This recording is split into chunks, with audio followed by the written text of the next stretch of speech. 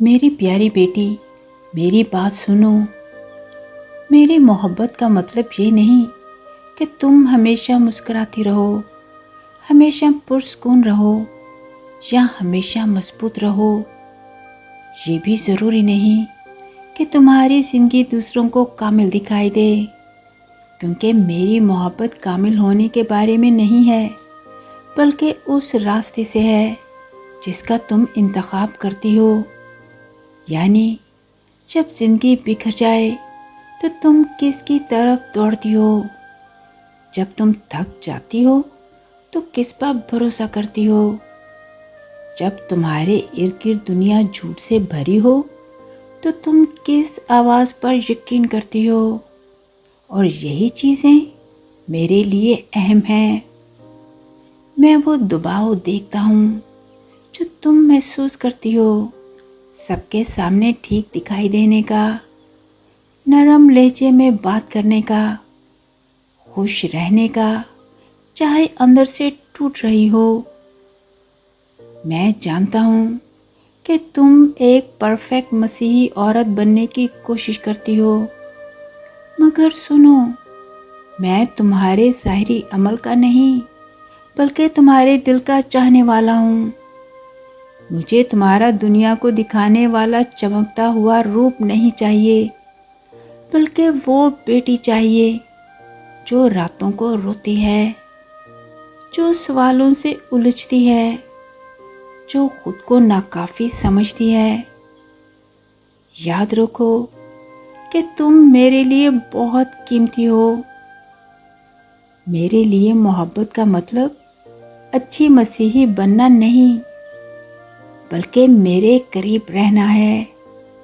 تمہاری پہچان اس بات سے نہیں ہے کہ تم کتنی نمازیں پڑھتی ہو یا لوگ تمہیں کتنا نیک سمجھتے ہیں، بلکہ تمہاری پہچان اس میں ہے کہ تم بار بار میرے پاس لوٹتی ہو، ناکامی کے بعد بھی، خاموشی کے دوران بھی، اور مشکل لمحات میں بھی تم میرا انتخاب کرتی ہو۔ یہی محبت ہے، کیونکہ محبت یہ ہے کہ تم گھبراہٹ میں میرا نام پکارو۔ جب لوگ دکھ دیں تو انہیں معاف کرو۔ سوشل میڈیا پر وقت ضائع کرنے کی بجائے میرے کلام پر نظریں جماؤ اور اسے پڑھو۔ جب زندگی مشکل لگے تو تب کہو، میں پھر بھی اپنے یسوع پر بھروسہ کرتی ہوں، کیونکہ صرف میں ہی تمہارے اندر صبر، ایمان اور حوصلہ پیدا کرنے والا ہوں۔ روت کو دیکھو، وہ کامل نہیں تھی مگر وفادار اور بہادر تھی۔ مریم کو دیکھو، وہ اپنے گھر کی ذمہ داریوں کو بھول کر میرے قدموں میں بیٹھی رہی۔ ایسٹر کو دیکھو، وہ خوفزدہ تھی مگر صحیح وقت پر کھڑی ہوئی۔